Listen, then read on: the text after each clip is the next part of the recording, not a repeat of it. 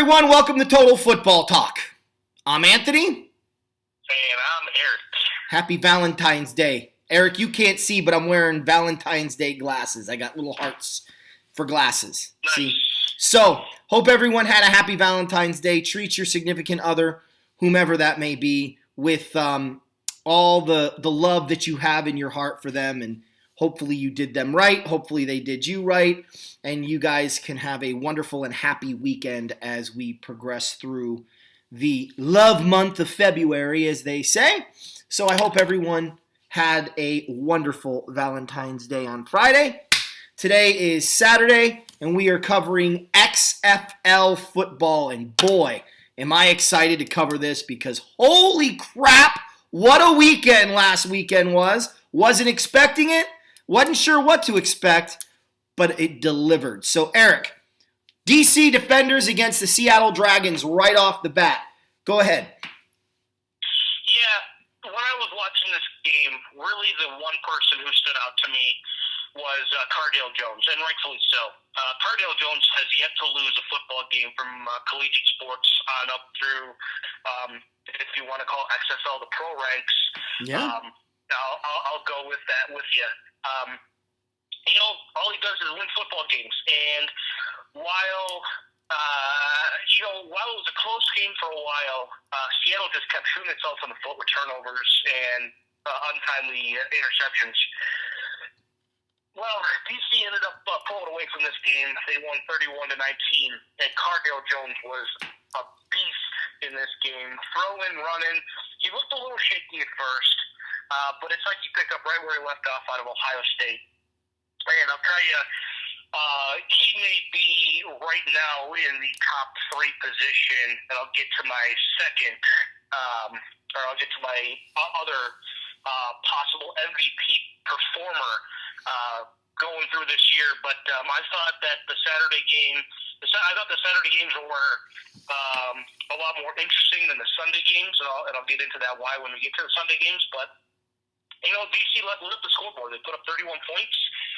They got a lot of good field position from turnovers from Seattle, and they moved the ball when they had to. I love it that a lot of teams go for it more on fourth down. I know they have to kind of clean up a little bit of the clock here and there, but you know what? It's the first week. I cut them some slack. Mm-hmm. I think after maybe like halfway through the regular season, that's when you'll really start seeing games move, and they really want the emphasis on speed. I love the kickoff rule, and I love that you don't have to kick extra points. I like where you can go from 1, 2, or 3 points for a conversion.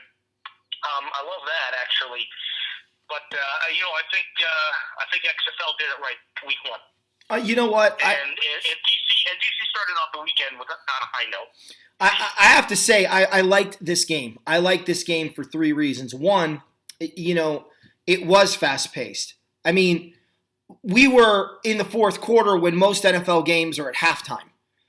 And I was like, wow. Like, this is already done? Like, I mean, the evening game was done, in time for dinner. I was like, this is actually pretty nice. I love the kickoff rule. I'm with you. I love the conversion idea. The thing for me, Cardale Jones stood out, but I don't think he stood out as much as that DC Defenders defense. And now I say that, and I also want to say Ricky Proehl's son stood out today, last week too. Yeah, Austin Proehl was a monster. Oh my God. I mean, that kid was making play after play after play, keeping Seattle in the game. And it was hard not to like Seattle. It was hard not to like DC. I thought Cardale Jones definitely played better than I expected. And I do consider this pro football in many cases, based off of the second half games, the Sunday games. I think it's more professional football than professional football is. I felt like the tackling in this league was through the roof. A guy got stuck and a guy stayed stuck. There was none of this cross-body block, hit him in the chest, and don't wrap up. I mean, there was some hitting going on Saturday and Sunday, but mostly on Sunday. And I'll tell you something, it was exciting. Like, you could tell the announcers are like, well, there's no flag on that. There's okay. Like, you could tell they were expecting more flags, and that's the big takeaway for me, is the XFL officiating was a gazillion times better than any NFL officiated game. Like, these guys were outstanding. You might not have agreed with the call, but at least you understood why they made the call. I was so impressed across the board with the product that I can't wait for today to get started at noon, because these games are going to be fun to watch too. And you've got a couple undefeated teams going at it, a couple 1-0 teams. So I really was impressed with DC's defense. I was really impressed with Austin Prohl, and I was excited to see the second game, which was Huey. Yeah, second game featured Houston hosting the LA Wildcats. And Houston might as well just scrimmage against themselves, because this really wasn't a game except for right when kickoff started. Yeah. Houston ended up winning 37-17. Houston has a quarterback who I think is right now, after 1 week, the front runner for MVP. Yeah. It's PJ Walker. He played at Temple, and he holds a bunch of Temple passing records for a quarterback. And he was just pinpoint accurate, getting out of the pocket, throwing on the run, hitting his receivers. He was doing everything right. And actually, it was a really good quarterback competition coming out of camp between PJ Walker and Connor Cook, the former Michigan State quarterback who played a couple of years for the Raiders. Ended up starting a playoff game for them. Mm-hmm. But he took over the reins. Don't get me wrong, Connor Cook is a good backup in this league in case anything happens to Walker.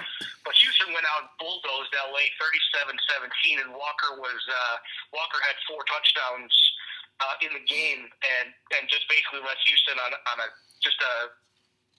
killer game where they came out, they pushed everybody around on LA's defense. So Houston could be in watch out for this team. Like, I know we've talked about, like, hey, he's got his eyes on DC, the uniforms, the logo, and whatnot. And Houston's not going anywhere.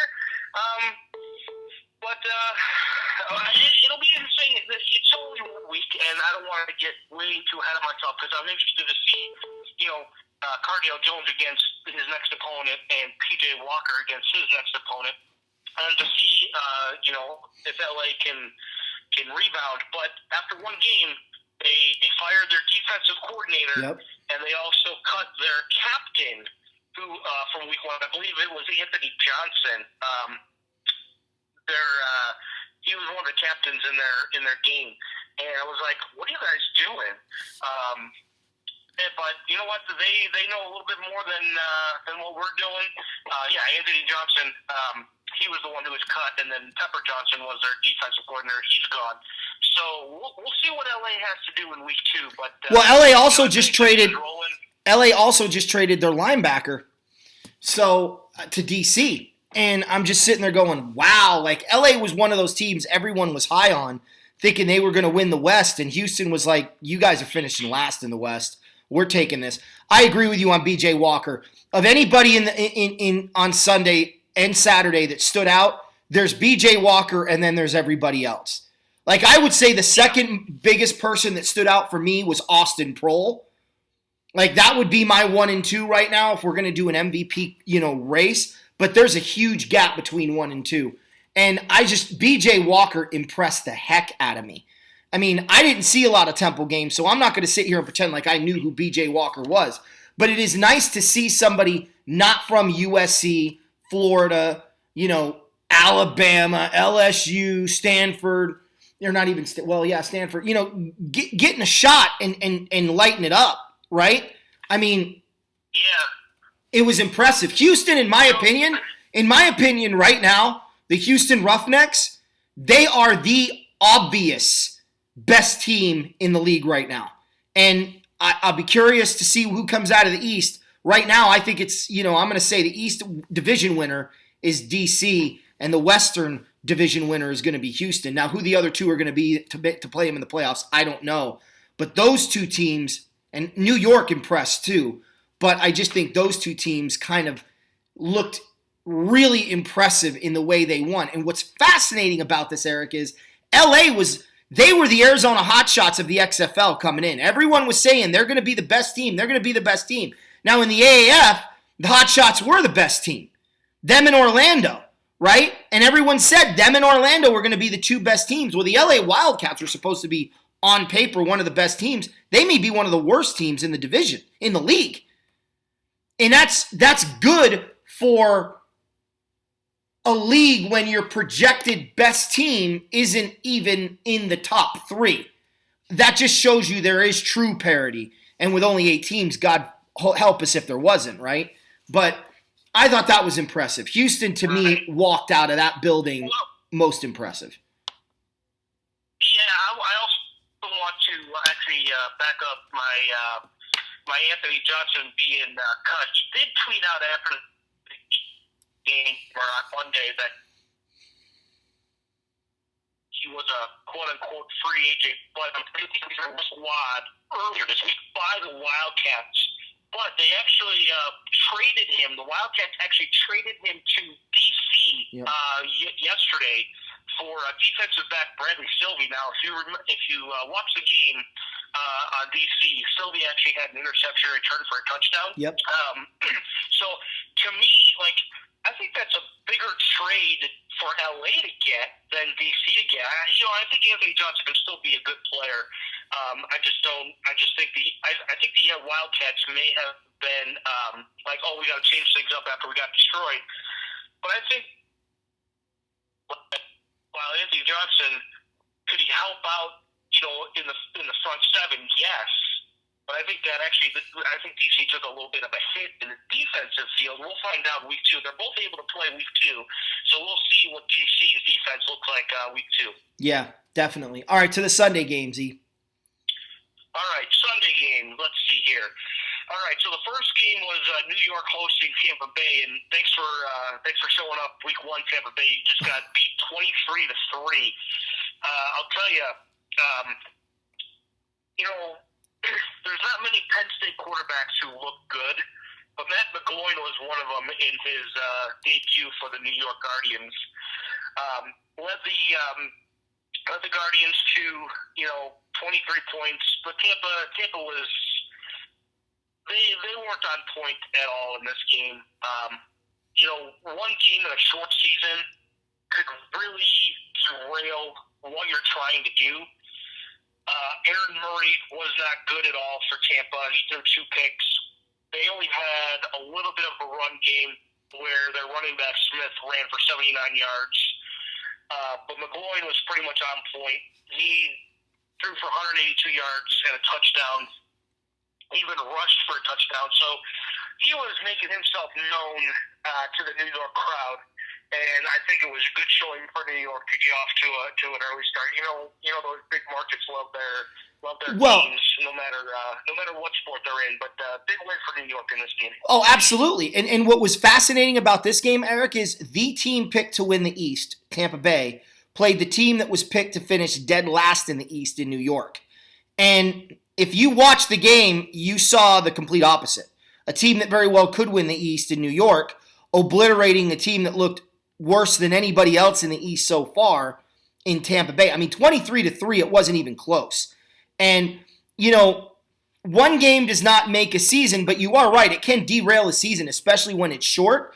Tampa Bay didn't look good. Tampa Bay didn't look organized. Tampa Bay didn't look clean in anything they tried to do, not even in their run blocking scheme. Did it look like the right guard was blocking zone while the center was doing bob blocking? And then the back was, it was a mess. It was a hot mess in New York for Tampa Bay. And the New York Guardians, they look smooth in about everything they want to do. But what I'm walking out of this game going is, okay, I can't gauge the New York Guardian defense having only given up 3 points because they played a really inept, bad-looking Tampa Bay offense. I thought I was watching the 86 Buccaneers from Tampa Bay, not the 2020, Vipers of Tampa Bay. So this could be a very long season for Tampa Bay fans. And for New York, it's a great first win, and guys did look good. I'm really watching that team closely in week 2 because I don't know if I can honestly sit here and say I can gauge New York really well because I don't know that Tampa Bay gave us anything worth really putting on paper saying, yeah, they look good. And that's the shocker is Tampa Bay, like I said, was supposed to win the West this year, or the East. So at least according to early projections, just based off of roster. But that's why you don't play games on paper. You play games on the field, right, Eric?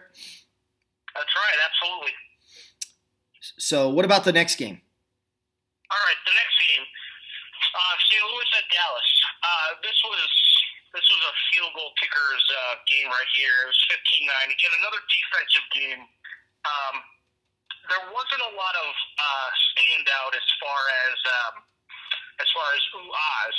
Oh my God, you're wrong. Hold on. I'll tell you this much.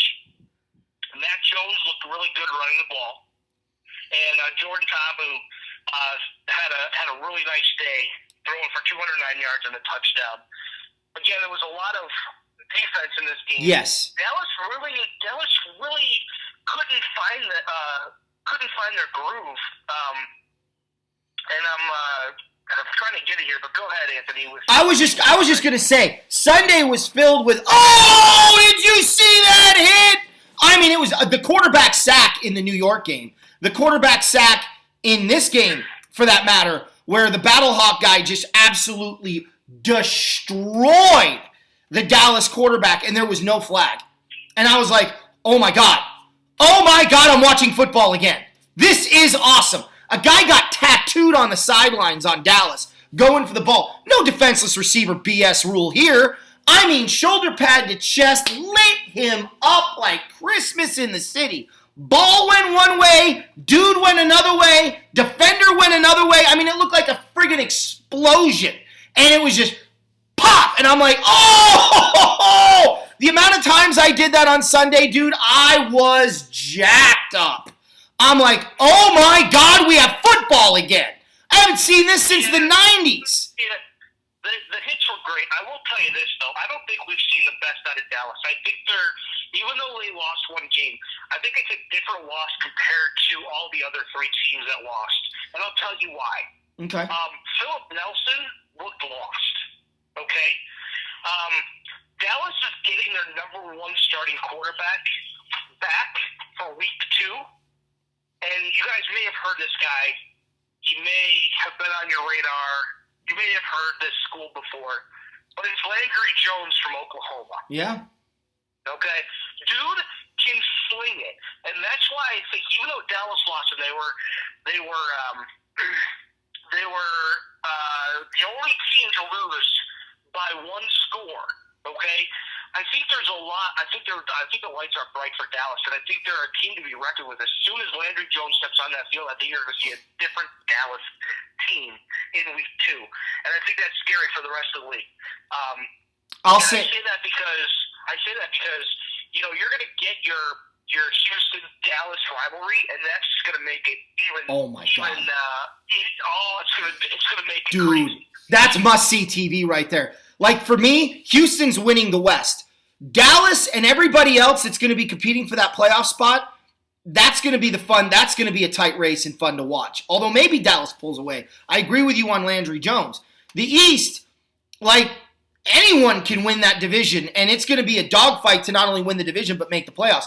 I think you could theoretically have somebody who doesn't make the playoffs that's going to be over 500, like 6-4, and miss the playoffs entirely in the East. I think Dallas has the most potential to grow, and I agree with you. We don't know what we have in Dallas. But I think we learned a lot about St. Louis in this game. And I think the Battlehawks are one of those teams people weren't paying attention to. Now their eyes are raised a little bit because they look like their MO is going to be defense, period. And that's interesting because it's a lot like hockey used to be, right? The Eastern Conference, or basketball rather, the Eastern Conference was known for defense. The Western Conference was known for offense. Well, that kind of looks like the way it's going to be in the XFL right now. The East seems to be loaded with defensive players, and the West seems to be loaded with offensive players, and I'm really fascinated to see how this unfolds. But, man, week 1 it went from good to great to must-see TV. So that brings us to week 2. The matchups today, Eric. What's the first game today on Fox? Actually, you know what? I'm going to do something first. I don't know if you knew this, Anthony, but before I get to the matchups, I got 2 questions for you. Question number 1. Did you know, or do you know, who the wide receivers coach is in St. Louis? No. Zahir Hakim. No kidding. Yeah. No kidding. Very cool. Second question for you is, what team are you backing? If I was right with DC, that's all I need to know. But who are you backing in the XFL? Honestly, I don't have a team right now. I don't. I mean, if I'm going off of pure uniforms, DC. Houston, though, those helmets look amazing. Like, it looks like the old Oilers from the 60s. But from a player standpoint, like sheer talent, Houston. And if I'm going from just sheer likability of guys on the team, Seattle. From an underdog perspective, New York. From a homer standpoint, maybe LA. Like, I like them all. Like, and I said it, until Arizona gets a team, you're going to see what neutrality really looks like. I don't think, I'm not going to be upset regardless of who wins this thing. Because for me, I just want to see good football, and that's what I'm getting so far. So you won't be upset if Tampa Bay wins? No, I wouldn't be. Okay. I wouldn't be. Okay. I think from a football perspective, there might be some people that want to see St. Louis do well to kind of have the XFL stick it to the NFL. Because they couldn't make St. Louis work twice in its history. And here, St. Louis could be working right from the get in the XFL. But that's more of a side story than anything else. But I like all the teams, I really do. I like the Battlehawks. I think the Battlehawks have the second best looking uniforms. Those away unis were sweet. So, anyway. Okay. Well, I have declared a team that I'm rooting for, and based on geographic location, I am backing the St. Louis Battlehawks. Wow, there you go. A friggin' Chicagoan back in St. Louis, huh? That exactly after they won. It was funny because the XFL retweeted a St. Louis Battlehawks tweet, and so I responded. I was like, "Yep, Chicago guy back in the St. Louis team." Yeah, it's kind of unheard of sometimes, depending on, especially that I live north of I-80. Mm-hmm. But what's interesting is if you turn the Battlehawks logo upside down, you'll see an STL in there. Oh, that's cool. I think it's one of the best logos out there next to Houston, and I also, I don't know, there's something about St. Louis, but it is, I'm sticking with the Midwest on this one. So I'm hoping they do well, and they got a really tough game coming up this weekend. But let's get to the first game that's going to be on your TV today. Regional game, New York, DC. Man. And they're both 1-0. And it's funny because the first game of the day and the last game of the weekend feature 1-0 teams going against each other. So this one's in DC. DC gets 2 home games to start off the season. What are you expecting between the Matt McGloin Guardians and the Cardale Jones and defense of the DC Defenders? Well, I'm expecting a low-scoring game. I think New York showed they can play some pretty good defense. But again, is it just because Tampa Bay was that bad? Or is it because New York's defense was that good? Now, DC looked great in the second half, but they struggled in the first half. So what are they going to do if they're struggling with a good New York defense? If New York's defense is as good as I think it's going to be. I think Cardale Jones is a tick better than McGloin, but I think the DC defense is a tick better than the New York defense. I think the difference in this game is going to be a kick return for a touchdown, which I think is going to come from the DC Defenders. Forgive me, I can't remember the guy's name. I think it's Jones is their kick returner. They drafted him specifically from James Madison because he can return kicks. And we saw a couple damn near break last time. I think we're going to see one break this time. I'm going to say it's going to be 22-15 DC in a close, low-scoring game. And I think it's going to be that kick return for a touchdown that's going to make the difference. I think they're going to take they're going to be down by one, and I think they're going to get that touchdown, and they're going to go for that. What would that be? 14, 15, 16, 17, 18, 19, 20, 21, 22. They're going to go for 2 to try and make it a 7-point game. So, and I think they're going to get it. So I'm going to go 22-15. I think the difference is going to be defense and special teams in this game. I'm expecting big hits. I'm expecting big plays, but I'm expecting the big plays to come on the defensive side of the ball. And I think it's going to be a fun one to watch. Your takey. Yeah, the one guy from James Madison I think you're thinking about, his name isn't Jones. It's Khalid Abdullah. No, Davis. It's Davis. He was the first. I'm looking for a Davis. He was the first pick in the draft for Washington. Okay. I can't remember his name. I'm sorry. You mean for DC Defenders? Yeah, the Washington DC Defenders. Yeah. Let's see here. I don't see any Davis. Is it what's number 6's name? Is there a number 6? There is no number 6. All right. Well, you talk about this game. I'll look him up. And I'm on the XFL website. The only number 6 he's on injured reserve is Frank Brow. That's not him. Wide receiver from Bethune-Cookman. But I don't think that's who you're talking about. No. As far as this game goes, I do agree that Jones is a little better than Matt McLaughlin.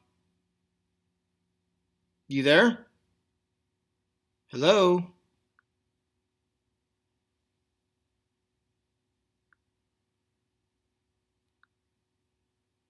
Well, I think we have technical issues. I'll have to call him back. Hang tight.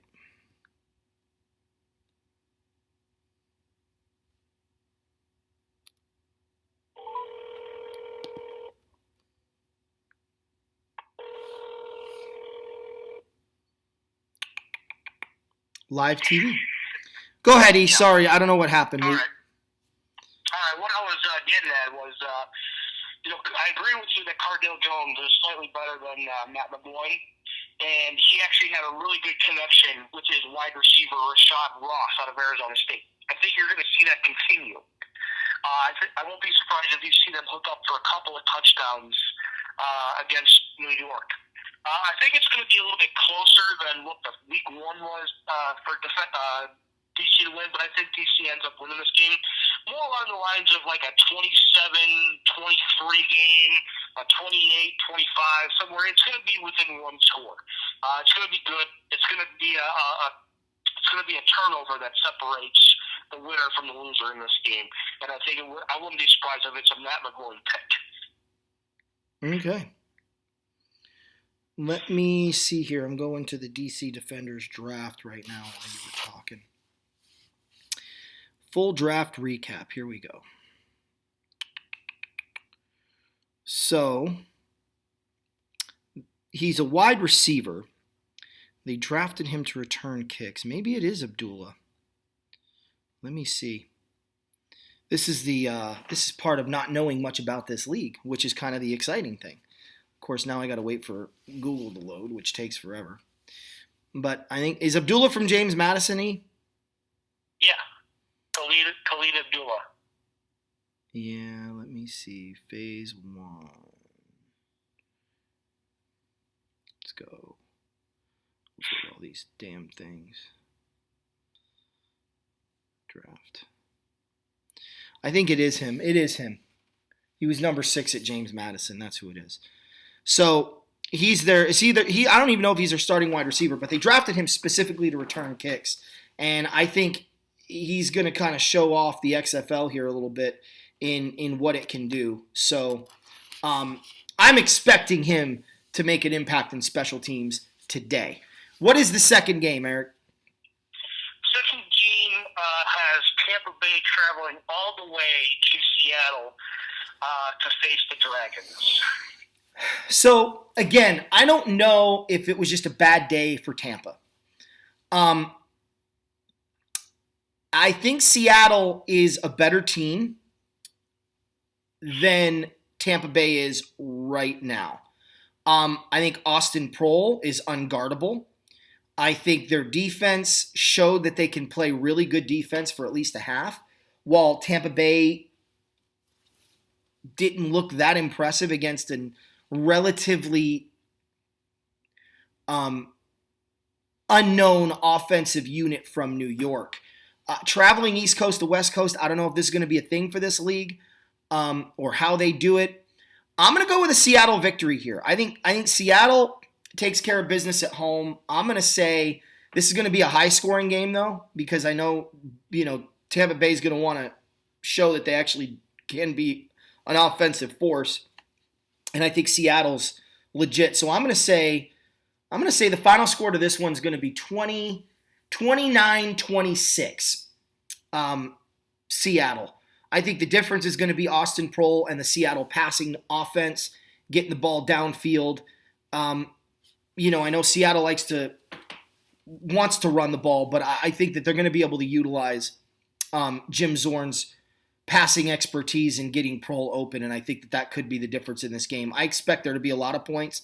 I don't expect Tampa Bay to be shelled again on defense or on offense, but I think Seattle's going in with a little bit more confidence on moving the ball offensively than is Tampa Bay. So I'm going to go Dragons, 29-26. E? Yeah, I'm going Seattle in this game too. I just think Tampa Bay looked overmatched in Week 1, and then going on a long road trip to Seattle. I know it's east to west instead of the traditional west to east that we always hear about, but I think that's starting to get debunked a little bit. Aaron Murray really needs to show more what he can do in this game, but I don't think he does. I am not a fan of the Tampa Bay head coach. We've seen what he's able to do. This isn't Canada. Mark Trestman, I don't think has the reins on this team yet, but I think it's going to be a little bit too late when they do find it. And I think their defensive coordinator, Terry Glanville, might be in over his head a little bit. Yeah. We saw in Week 1, again, they got beat by 20.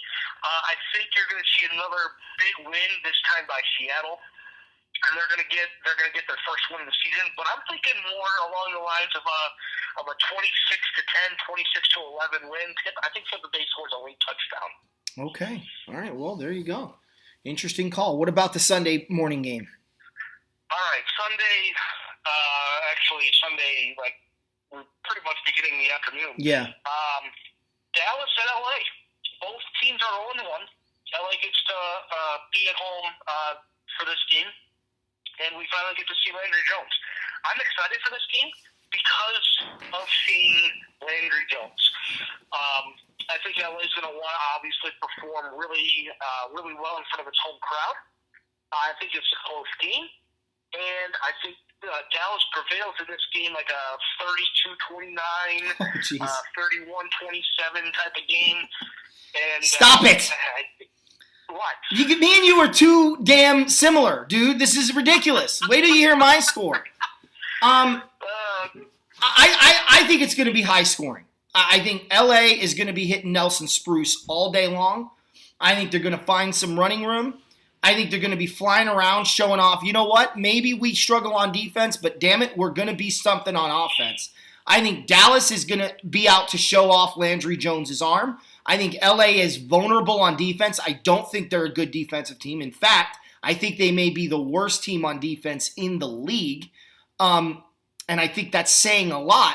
But I think their offense is also one of the better offenses in the league. So you could see the number 1 or 2 ranked offense in the league with the number 8th ranked or 7th ranked defense in the league. Like, it's going to be that big of a discrepancy. But I didn't see enough out of Dallas from the other positions to really sit here and feel confident about Dallas. And unlike the Tampa Bay New York game, I feel like St. Louis proved they were a defensive football team to be reckoned with.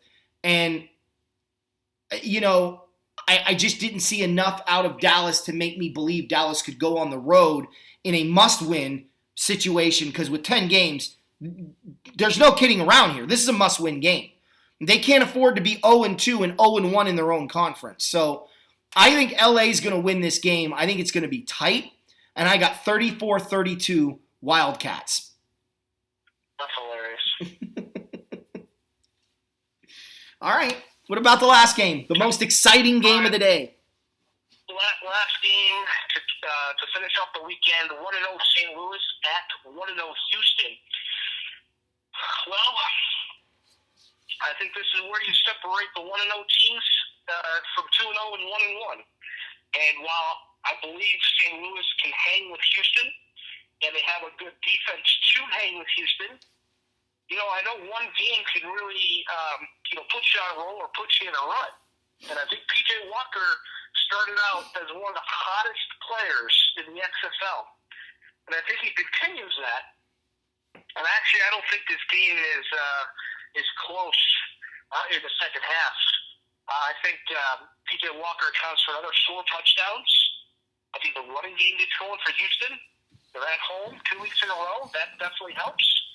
And I think Houston beats St. Louis in this game and solidifies their team as one of the best in the XFL after 2 weeks. And I think it was more like a 34-17, 34-18 game. So this game, both teams are going to come out winners, and I'm going to explain why. No, I'm not predicting a tie because there are no ties. Okay? But St. Louis is going to prove they've got a real good D. And I think Houston's going to prove that they can win a gritty game. We already know they can win a dominant game, but can they win a gritty game?